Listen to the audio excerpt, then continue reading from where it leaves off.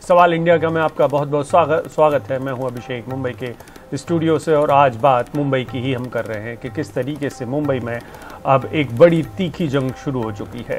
ये लड़ाई दरअसल मुंबई के ऊपर कब्जे की आखिरी लड़ाई इसलिए कही जा रही है क्योंकि इसके बाद शिवसेना का क्या होगा। अगर शिवसेना किसी भी तरीके से बीएमसी में हार जाती है या उसको हरा पाने में बीजेपी कामयाब हो जाती है तो क्या बीजेपी ये शिवसेना के लिए एक तरीके से उल्टी गिनती शुरू हो जाएगी, क्योंकि शिवसेना का जितना भी दमखम है वो मुंबई के भरोसे है। तो ये बड़ा सवाल इसलिए है क्योंकि उत्तर भारतीयों को रिझाने में देवेंद्र फडणवीस जो कि पूर्व मुख्यमंत्री हैं और बीजेपी के विपक्ष के नेता हैं, वो कोई कोर कसर नहीं छोड़ रहे हैं। हाल ही में उन्होंने उत्तर भारतीय सभा की है। उत्तर भारतीय समूह को रिझाने के लिए हिंदी भाषियों की ये जो सभा है ये बेहद अहम थी, क्योंकि इसको जब किया गया तो उद्धव ठाकरे की सभा के ठीक बाद किया गया और उसमें जिस तरीके के तीखे बोल थे वो सबको चौंकाने वाले थे। तो इसके पहले कि हम अपने बड़े सवाल पर सवाल इंडिया का पे पढ़ें, आगे बढ़ें, सुनिए आप देवेंद्र फडणवीस को किस तरीके के बोल थे उनके। और कल के भाषण में कह रहे थे हमारे एक मित्र, 100 सभाओं की बाप सभा। बोले 100 सभाओं की बाप सभा, सही बात है। 100 किसके साथ होते हैं? कौरवों के साथ। पांडवों के साथ 5 होते हैं। कौरवों की सभा कल हुई, पांडवों की सभा यहां हो रही है।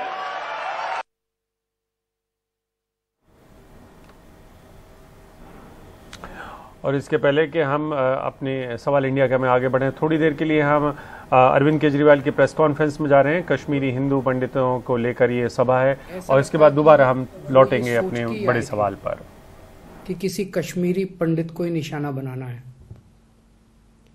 हमारी सेना ने 24 घंटे के अंदर वहां 2 आतंकवादियों को ढूंढ के उन्हें मार गिराया। पर आज पूरा देश इस बात से चिंतित है कि कश्मीर में आज भी कश्मीरी पंडित सुरक्षित क्यों नहीं है। बहुत सारे कश्मीरी पंडित युवाओं को वहां एक स्पेशल पैकेज के तहत नौकरियों के लिए भेजा गया था। ये लोग वहां शांति के साथ रहना चाहते थे। वो उनका घर है, वो वहीं अपना घर बसाना चाहते हैं, अपने बच्चों के साथ रहना चाहते हैं। इस हादसे के बाद वहां रहने वाले सभी कश्मीरी पंडित भयभीत हैं, डरे हुए हैं। इस हादसे पर नाराजगी जताने के लिए जब वो लोग प्रदर्शन कर रहे थे तो उन्हें रोका गया, उन पे लाठियां बरसाई गई, टीयर गैस छोड़े गए और उन्हें उनकी ही कॉलोनी में ताला बंद कर दिया गया। क्यों? ये सही नहीं है। जिन अफसरों ने भी ये किया उन्हें तुरंत बर्खास्त किया जाए। ये राजनीति का वक्त नहीं है, ये राजनीति का नहीं, देश का मुद्दा है। कश्मीरी पंडित सुरक्षा चाहते हैं, उनके परिवार, उनके लोग वहां सुरक्षित महसूस नहीं कर रहे। और अगर कश्मीर में रह रहे पंडितों को वहां सुरक्षा नहीं मिलेगी तो फिर देश के दूसरे हिस्सों में रह रहे कश्मीरी पंडित वहां वापस आकर कैसे रहेंगे? किस भरोसे पे वो वापस अपने घर कश्मीर में आके रहने की सोचेंगे? मेरी सरकार से गुजारिश है कि कश्मीरी पंडितों को वापस कश्मीर में बसाने के लिए जो भी सुरक्षा व्यवस्था करनी पड़े वो करें। इसके लिए जितना भी खर्च हो वो खर्च किया जाए। प्रदर्शन करने वाले कश्मीरी पंडितों पे लाठी नहीं चलाई जाए। हमें उन्हें गले लगाना है, वो हमारे अपने हैं, उन पे टीयर गैस के गोले नहीं छोड़ने। और आतंकी और देश के दुश्मन ये समझ लें कि अगर उन्होंने कश्मीरी पंडितों की तरफ गलत इरादे से देखा भी तो उन्हें बख्शेगा नहीं भारत। आज देश के विभिन्न राज्यों में कश्मीरी पंडित बसे हुए हैं, दिल्ली में भी हैं। हम सबको मिलके उनकी सुरक्षा और उनके पुनर्वास का एक साथ मिलके काम करना है। पूरा देश अपने कश्मीरी पंडित भाई बहनों के साथ खड़ा है। जय हिंद।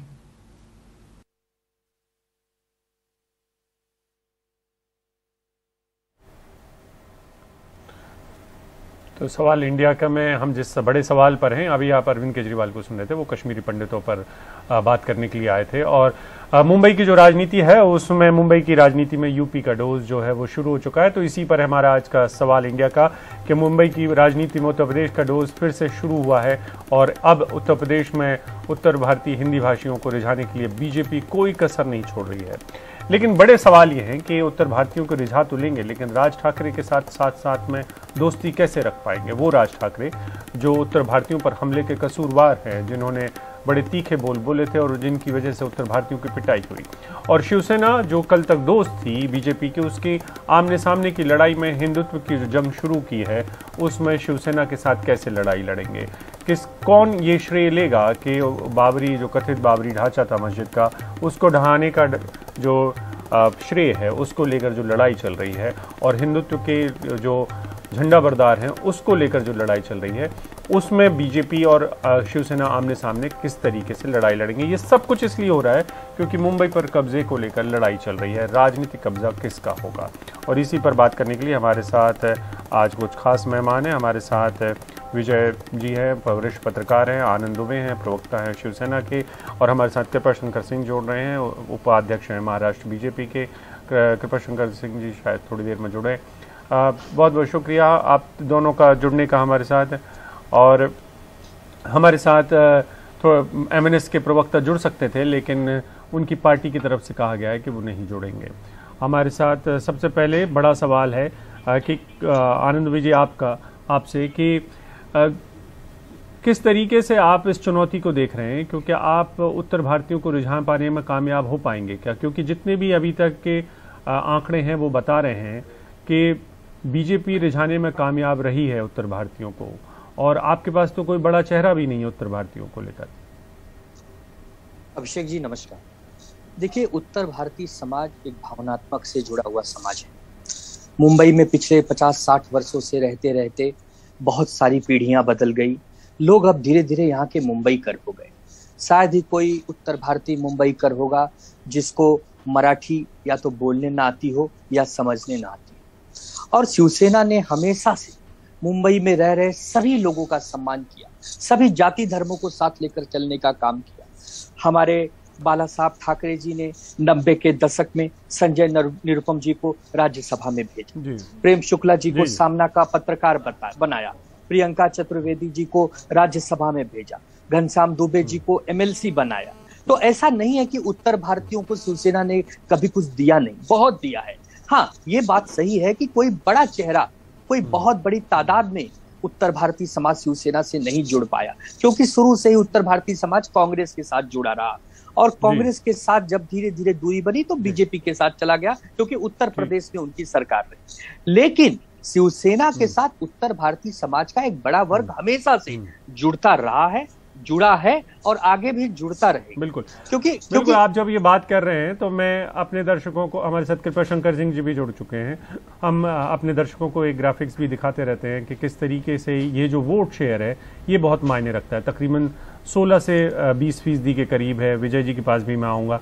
कृपाशंकर जी, बड़ा सवाल है कि अब तक कांग्रेस बड़े पदों पर रखती थी उत्तर भारतीयों को, अपना चेहरा बनाती थी। आप भी एक वक्त में कांग्रेस में थे, आपके साथ साथ जो बड़े नेता थे संजय निरुपम, वो भी कांग्रेस में हैं अभी, उनको भी चेहरा बनाया गया। क्या अब मूल तौर पर आप लोगों को लगता है कि BMC पर कब्जे करने के लिए आपके पास यही एक बड़ा हथियार है कि उत्तर भारतीयों को साथ में ले लिया जाए? बीजेपी ऐसी कोशिश कर रही है और इसीलिए आपको भी लेके आए। नहीं, नमस्कार अभिषेक जी। पहले से बताना चाहता हूं कि ये महापालिका के चुनाव के लिए मुझे नहीं लेके आए। हमारे लिए राष्ट्र पहला है, बाद में पार्टी है। और मैंने पार्टी को जब रिजिग्नेशन दिया था तो प्रोटेस्ट करके दिया था। आर्टिकल 370 हटाए जाने का विरोध नहीं होना चाहिए, प्रोसीजर का विरोध करो। और 20 महीने मैंने पार्टी ज्वाइन नहीं की थी, और भारतीय जनता पार्टी मुझे ज्वाइन करने के लिए ये नहीं कहा था कि भारतीय जनता पार्टी ज्वाइन करो। मैंने जब 20 महीना इंतजार किया, उसका नतीजा नहीं निकला, तो मैंने सोचा कि राष्ट्र के साथ चलने वाली, राष्ट्रीय विचारधारा चलने वाली पार्टी के साथ मुझे काम करना है। रिझाने उझाने की बात नहीं है।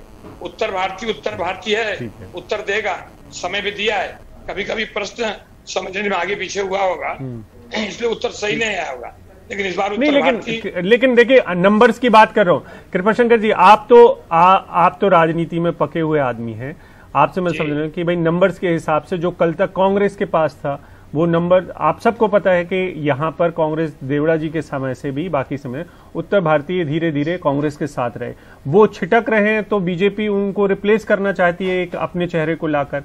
तो इसमें कोई गलत बात नहीं है, लेकिन मैं आपसे कह रहा हूं कि आप लोग शिवसेना से जो तीखी लड़ाई लड़ रहे हैं उसमें बिल्कुल ऐसा लग रहा है कि उत्तर भारतीयों का एक एन ब्लॉक वोट जो है वो बीजेपी के पास चला जाए, ताकि जो मराठी का मुद्दा है वो ठंडा पड़ जाए और जो एक ताकत है वो उत्तर भारतीयों के संग बीजेपी को शहर में मिल जाए। असल में तो राजनीति यही है। नहीं, 2017 में जब महापालिका के चुनाव हुए थे उस समय 82 सीट बीजेपी की मिली थी और 50 वार्ड ऐसे थे कि जहां पे 2 नंबर पे बीजेपी रही। उस 50 वार्ड में उत्तर भारतीय कहीं 2000 था, कहीं 1500 था, कहीं 3000 था, कहीं 7000 था, कहीं 9000 तक था। यानी 10,000 2000 के बीच में उत्तर भारतीय की संख्या रही। उसमें 1-2 लोग लड़ गए थे। तो बीजेपी तो 2017 में भी महापालिका बनाने के अग्रसर थी, उसमें बीजेपी ने नहीं बनाया और शिवसेना उनके बीच में 5 का ही अंतर था। तो परिस्थितियां बदली है ना। और मैं आनंद दुबे जी को सुन रहा था, मैं आनंद दुबे जी को शुभकामना देता हूँ। लेकिन 10 जून को राज्यसभा अभी मतलब आ रहा है और आनंद दुबे जी भी राज्यसभा में चले जाए, मेरी शुभकामना है। नहीं, आप ये राजनीतिक चुटकी उनके ऊपर ले रहे हैं। मैं आऊंगा आनंद दुबे जी के पास, उनके मन की बात आप ऐसे कर रहे होंगे। और अब तक दुबे, चाहे घनश्याम दुबे हों, चाहे प्रियंका जी हों, और राष्ट्रीय प्रवक्ता है। अगर शिवसेना राष्ट्रीय प्रवक्ता को राज्यसभा नहीं भेजेगी तो राष्ट्रीय प्रवक्ता को और कहां भेजेगी? ठीक है, ठीक है। नहीं, शिवसेना ने भी बहुत कुछ उत्तर भारतीयों को दिया है। विजय जी, आप हैं हमारे साथ। असल में मसला ये भी है कि राज ठाकरे की जो फांस है उसको बीजेपी कैसे हल करेगी, क्योंकि यहाँ पे वो उनके साथ भी दिखना चाहते हैं, ठाकरे परिवार की फूट का फायदा भी उठाना चाहते हैं, मराठी वोटों में बंटवारा भी चाहते हैं, और साथ में वो एक तरीके से खड़े भी नहीं हो पा रहे हैं। अभिषेक जी, हेलो, मेरी आवाज आ रही है ना? बोलिए। हाँ, सुनाई दे रहा है विजय जी? हाँ अभिषेक जी, इसमें एक बात है कि यह बीजेपी दो तरह की राजनीति कर रही है। एक, राज ठाकरे को आगे करके शिवसेना से जो मराठी वोट है वो मराठी वोट छीनने की कोशिश भी शिवसेना बीजेपी की है, और दूसरी तरफ हिंदुत्व की जो वोट बैंक है शिवसेना की, पिछले कुछ दिनों से जिस तरह बीजेपी और राज ठाकरे दोनों मिला के शिवसेना के हिंदुत्व की भूमिका पर प्रश्न चिन्ह खड़ा किए जा रहे हैं। शिवसेना के हिंदुत्व की जो भूमिका है उसकी समीक्षा किए जा रहे हैं। वो देखते हुए ऐसा लगता है कि मराठी वोट बैंक और हिंदुत्व की वोट बैंक शिवसेना के पास है, वो छीनने की बीजेपी की कोशिश है। और राज ठाकरे को आगे किया है तो उसका वही क्या कारण है, क्योंकि जिस तरह राज ठाकरे एक हिंदू जननायक के रूप में उनकी प्रतिमा, उनकी इमेज बनाई जा रही है यहाँ की मराठी मीडिया में या नेशनल मीडिया में, प्रिंट इलेक्ट्रॉनिक मीडिया में, जिस तरह हिंदू जननायक ऐसी एक उपाधि देकर उनकी इमेज बनाई जा रहे हैं,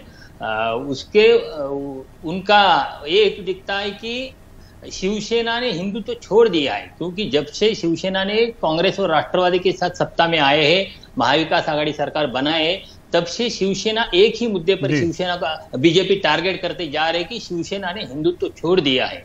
इसलिए वो राज ठाकरे भी वही मुद्दा आगे लेके जा रहे हैं और नए हिंदू हृदय सम्राट बनने की कोशिश करते रहे। ठीक है, और इसके पीछे बीजेपी। तो कृपाशंकर जी, आपसे सवाल है बिल्कुल कि आप एक ऐसे नेता के साथ कैसे खड़े हो पाएंगे जिनका आप इस्तकबाल करना चाहते हैं उत्तर प्रदेश में, अयोध्या वो जा रहे हैं, आप दिखना भी चाहते होंगे उनके साथ, लेकिन वहां पर सांसद विरोध कर रहे हैं, और उनकी जो ब्रजभूषण जी की जो बड़ी मांग है कि आप उत्तर भारतीयों का असम्मान करते हैं, मुंबई में पिटाई करते हैं, और फिर उनके साथ किस तरीके के रिश्ते आप रख पाएंगे, क्योंकि आपके नेता जाते हैं, बड़े बड़े नेता आपके जाते हैं, उनके साथ लाउड स्पीकर का जो मामला होता है उस पर आपकी पार्टी और MNS दोनों साथ साथ खड़े हुए नजर आते हैं। अभिषेक जी, 5 अगस्त 2019 के पहले कृपाशंकर जी एक विचारधारा के साथ थे और 5 अगस्त के बाद जिस दिन 370 आर्टिकल को हटाया गया, उस दिन कृपा शंकर जी का मन परिवर्तन हुआ और मैं राष्ट्र के साथ गया। तो उसके पहले मेरी भूमिका इस विचारधारा से अलग थी। ठीक है, तो ऐसा नहीं है राजनीति में, ठीक है, या किसी भी क्षेत्र में एक आदमी एक विचारधारा के साथ जुड़ा है, कल कौन सी विचारधारा क्या है। मैंने पार्टी के साथ बेईमानी नहीं की, मैंने विचारधारा की लड़ाई लड़ी। लेकिन सवाल मेरा आपसे नहीं, लेकिन मेरा आपसे सवाल राज ठाकरे को लेकर है कि आपकी पार्टी राज ठाकरे के साथ कैसी खड़े नजर आएगी एक ऐसे वक्त में जब उत्तर प्रदेश में एक सांसद उनका विरोध कर रहे हैं, आप ही की पार्टी के, बीजेपी की पार्टी के, और एक ऐसे वक्त में आप उनके साथ कैसे खड़े होकर दिखना चाहेंगे? क्योंकि आप तो मुद्दे भी आज लगातार शेयर कर रहे हैं, देवेंद्र जी भी लगातार उनके साथ संपर्क में, उनके घर पे भी जाते हैं। एक व्यक्ति सम्मानित सांसद अगर विरोध कर रहे हैं, उनके कुछ प्रश्न हैं, उस प्रश्न को अगर लोग समझे भारतीय जनता पार्टी तो नहीं कर रही है, लेकिन एक व्यक्ति जो भारतीय जनता पार्टी के सम्मानित संसद सदस्य है, अगर अपनी बात कहता है तो उसमें पार्टी विचार करेगी। ये लड़ाई कहाँ किस बात की है? वो तो अयोध्या जा रहे हैं, प्रभु राम की शरण में जा रहे हैं, तो फिर दूसर शरण जी मतलब पार्टी में अपनी बात रखेंगे, पार्टी क्या तय करेगी उस पर होगा। यहाँ लड़ाई कहाँ है? भगवान राम की शरण में जाना किसी को। लेकिन आपको दर्द है क्या? लेकिन कृपा शंकर जी, आपको दर्द है क्या उत्तर भारतीयों की जिस तरीके से पिटाई हुई? आप उनका नेतृत्व करते रहे, आप उनका चेहरा है, उत्तर भारतीयों के साथ, और राज ठाकरे नहीं, आज राज ठाकरे जी अलग हुए हैं, शिवसेना ने उत्तर भारतीयों के साथ क्या किया है? क्या इसका जवाब कौन देगा?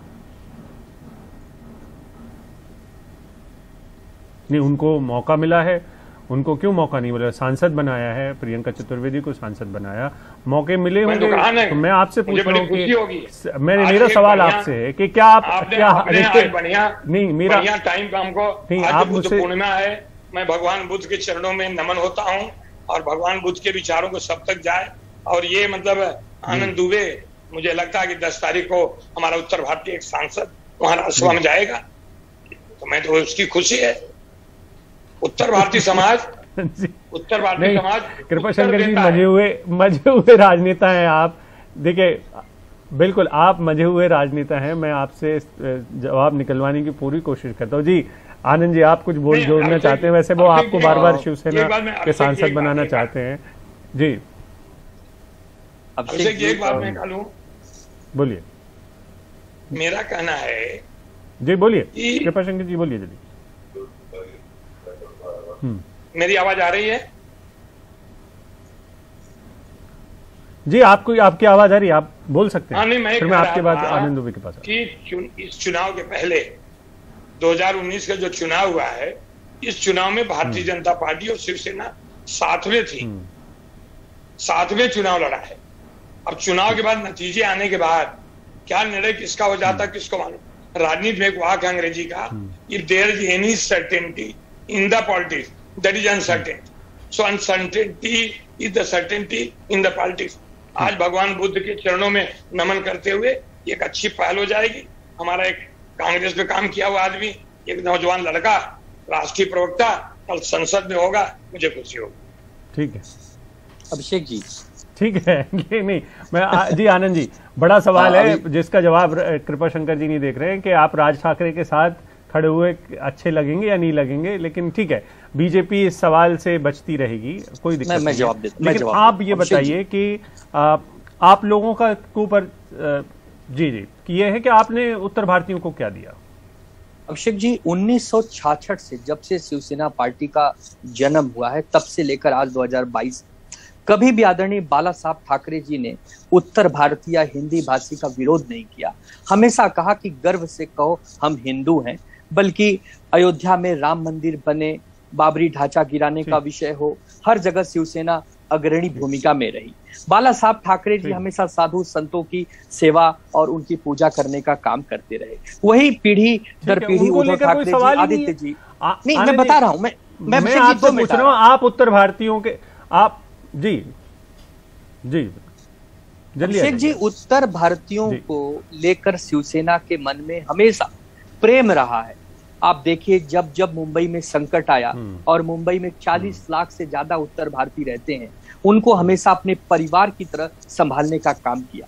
जब कोरोना का संकट काल चल रहा था, उस समय उनके रहने की, भोजन की, दवाई की सारी व्यवस्था, बल्कि उनके लिए ट्रेन का पैसा भरने की भी जो एक भूमिका है वो शिवसेना ने निभाई है, वो हमारे उद्धव ठाकरे जी ने निभाई है। तो उत्तर भारतीय समाज इस बार पूरी ताकत से, आप देखिएगा कि कारपोरेशन के चुनाव में शिवसेना के पीछे उत्तर भारतीय समाज आपको खड़ा दिखेगा।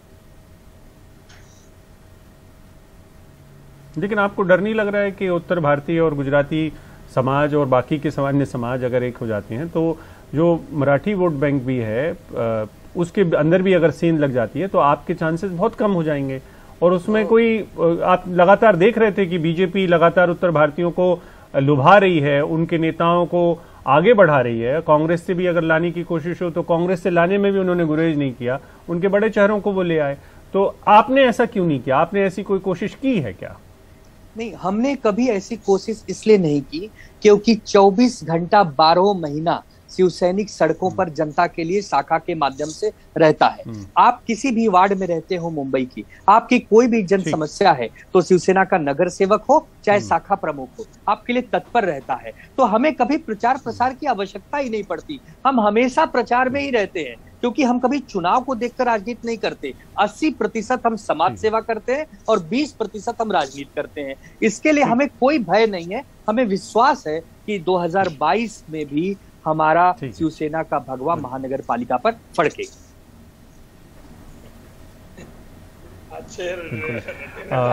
आप लोग बने रहे हमारे साथ। ब्रेक जी, बिल्कुल कृपाशंकर जी, आपको भी बोलने का मौका मिलेगा। मैं ब्रेक का वक्त हो चुका है, ब्रेक पे जा रहा हूं। ब्रेक के बाद हम लौटेंगे तो इसी विषय पे चर्चा जारी रखेंगे। दरअसल मसला यूं भी है कि बीएमसी में शिवसेना की जान बसती है और वो जो जान है उसको बचाने के लिए किसी भी हद तक की कोशिश जरूर करने वाले हैं। और बीजेपी भी इस बार इस लड़ाई को बहुत आगे तक ले जाने के मूड में है। क्यों है मुंबई बहुत खास इन दोनों दलों के लिए, बताएंगे ब्रेक के बाद। लौटते हैं छोटे से ब्रेक के बाद।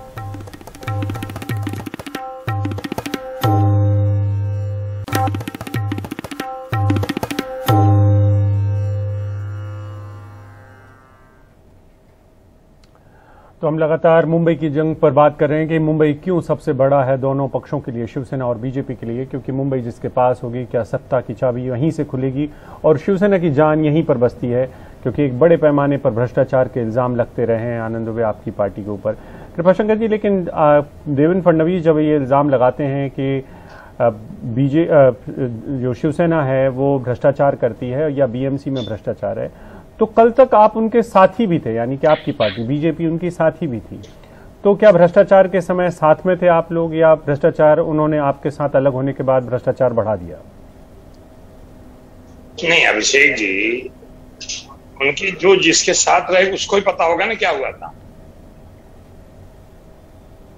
तो देवेंद्र फडणवीस साहब ने जो कल बात कही है, उनके साथ रहे, उनको पता है। तो अगर जिस पार्टी का मैं सदस्य हूं, जिस विचारधारा के साथ मैं जुड़ा हूं, जब उसका इतना बड़ा नेता, इतना बड़ा लीडर जो साथ में रहे हैं, अनुमान गलत हो सकता है, अनुभव नहीं गलत होता। जी बिल्कुल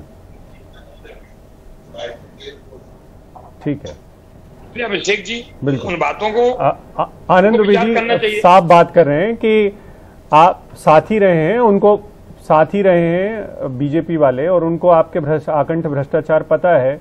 और सड़कों पर भी वैसे दिखाई तो देता ही है जो बीएमसी है वो किस तरीके से काम करती है। अभिषेक जी, गजब उदाहरण है कि 28 साल में से अगर 5 साल निकाल दिया जाए तो करीब करीब 23 साल भारतीय जनता पार्टी शिवसेना की एक सहयोगी दल बनकर कारपोरेशन में काम की, और उनको ये दिख रहा था कि हम बहुत बड़े भ्रष्टाचारी हैं, तो हमारा विरोध न करके हमारे साथ सत्ता में उप महापौर का पद का सुख भोग रहे थे। ये कैसा गजब उदाहरण है, और जनता देखती है। अरे भाई, अगर हम भ्रष्टाचारी हैं, पहले दिन ही आप निकल जाते, वॉकआउट कर जाते, आप हमारे साथ रहने की कोई आवश्यकता नहीं थी। लेकिन सत्ता के चक्कर में भारतीय जनता पार्टी पिछले 23 साल हमारे साथ रही। अब जब हमने उनको छोड़ दिया है तो हम पर निराधार आरोप लगाना, हमको बदनाम करना, हम बहुत बड़े भ्रष्टाचारी हैं, ये बहुत बड़े साधु संत लोग हैं, ऐसा दिखाना, यह मुंबई की जनता देख रही है। देखिए, मुंबई की जनता, मुंबई कर जो है वो शिवसेना से प्रेम करते, उसका एक नाता है, क्योंकि मुंबई कर कहे जाते हैं। न यहाँ कोई उत्तर भारतीय है, न दक्षिण भारतीय है, न गुजराती है, न मारवाड़ी है, सभी मुंबई कर है। और मुंबई कर जो है वो उद्धव ठाकरे जी के साथ है। ठीक है, ठीक है। कृपाशंकर जी, आप अपनी आखिरी बात कर लीजिए, फिर मैं विजय जी के पास जा रहा हूँ। कि आनंद दुबे जब तक कांग्रेस में थे तो कांग्रेस इन्होंने किस विषय पे छोड़ी थी और शिवसेना ज्वाइन किए थे। शिवसेना ज्वाइन करने के बाद आज फिर कांग्रेस शिवसेना एक साथ बैठी है। तो जो कांग्रेस पहले कहा करती थी वो कांग्रेस झूठ बोलती थी। जिस कांग्रेस में आनंद दुबे थे उस समय जब कांग्रेस शिवसेना खिलाफ बोलती थी, आज कांग्रेस, उस समय कांग्रेस झूठ बोल रही थी, आज कांग्रेस साथ में है। ठीक है, तो आनंद दुबे आप किस विषय पे बीजेपी कांग्रेस छोड़ के शिवसेना में गए? क्या कारण था? कांग्रेस खराब थी या शिवसेना अच्छी है? ठीक है, उस समय शिवसेना खराब थी, मसला आज अच्छी है। ठीक है, मसला व्यक्तिगत करने का, ठीक है, ठीक है, मैं मसला व्यक्तिगत नहीं होने दूंगा। विजय जी, जो बड़ा सवाल है वो ये है कि 25 साल तक आप साथ रहे और अब अलग हो गए। भारतीय जनता पार्टी और शिवसेना साथ में थी जब मलाई खाए, उस पर मैंने कहा कि तब पार्टी अच्छी थी, आज खराब है। मैं ये व्यक्तिगत नहीं है, व्यक्तिगत बिल्कुल नहीं है। ठीक है, आनंद दुबे बड़ा होनहार। ठीक है विजय जी, बड़ा सवाल है कि ठीक है विजय जी, बड़ा सवाल है कि 25 साल की दोस्ती टूट जाने के बाद भ्रष्टाचार के जो इल्जाम हैं वो कितने लोग हजम कर पाएंगे, क्योंकि बीजेपी तो साथ में थी हमेशा से। सही है आपकी बात। बीजेपी का दुख यही है कि शिवसेना ने उनका साथ छोड़ के उनको सत्ता के, महाराष्ट्र की सत्ता के बाहर बैठा दिया। ये बेसिकली बीजेपी का दुख है। और पिछले 2017 की जो इलेक्शन थी, 17 के इलेक्शन में देखा कि बीजेपी ने पूरी कोशिश की थी मुंबई में कॉर्पोरेशन हाथ में लेने की। बहुत हद तक वो सफल भी रह गए थे। 82 आशीष शेलार जैसा नेता था, वो सफल भी हो गए थे, मगर तब सफल नहीं हो पाए। मगर अब वो पूरी तरह कोशिश कर रहे हैं कि शिवसेना के हाथ से मुंबई महापालिका खींच ले, क्योंकि आपने शुरू में बताया कि शिवसेना के जो प्राण है, शिवसेना का प्राण मुंबई महापालिका में है, इसलिए वो हर तरह कोशिश कर रहे हैं। जो घटक उनके साथ जुड़े उनको साथ देने की कोशिश कर रहे हैं। अभिषेक जी, मगर एक बात मैं कृपाशंकर जी की एक बात को करेक्ट करना चाहता हूँ। जो वो बात उन्होंने कहा कि एमएनएस के बारे में उन्होंने कहा कि एमएनएस ने उत्तर भारतीयों की पिटाई की, तब उन्होंने कहा कि शिवसेना ने क्या किया। मगर एक बात क्लियर करेक्ट करनी चाहिए कि शिवसेना का इतिहास है, शिवसेना ने उत्तर भारतीयों के खिलाफ अब तक कोई भी ऐसा अभियान नहीं छिड़ा है। शुरू में दक्षिण भारतीयों के खिलाफ बजाओ पुंगी हटाओ लुंगी जैसा अभियान छिड़ा था, मुसलमानों के खिलाफ शिवसेना ने अभियान छिड़ा है, मगर उत्तर भारतीयों के खिलाफ शिवसेना ने कभी काम नहीं किया है। ठीक है, बहुत बहुत शुक्रिया आपका। कृपाशंकर जी, आप हमारे साथ जुड़े, लंबे अरसे बाद आप टीवी पर फिर से आए, बहुत बहुत शुक्रिया आपका। और आनंद दुबे जी, आप भी हमारे साथ जुड़े, बहुत बहुत शुक्रिया। विजय जी, शुक्रिया आपका। वक्त एक ब्रेक का है। मुंबई की जो लड़ाई है वो मुंबई में यूं ही जारी रहने वाली है। वक्त एक ब्रेक का है।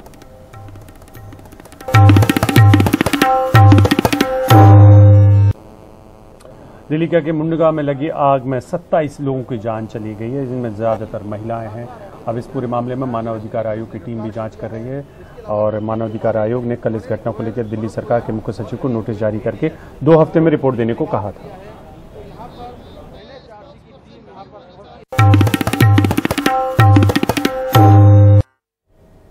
पटना में ग्रेजुएट लड़कियों में और बेरोजगार लड़कियों में इस वक्त में होड़ मची है चाय वाली बनने का। तो पटना में अब लड़कियां चाय बेच रही हैं। प्रियंका का नाम आपने सुना होगा, वो किस तरीके से वायरल हो गई थी, उनकी तस्वीरें और उनकी जो दुकान है। अब मोना पटेल ने भी अपनी चाय की दुकान खोल ली है। मोना का कहना है कि ऐसा करने के लिए उसे प्रियंका से प्रेरणा मिली और अपनी पढ़ाई को सपोर्ट करने के लिए वो साइड बिजनेस कर रही हैं। मोना पटेल ने अपनी चाय की दुकान ज्ञान भवन के सामने खोली है।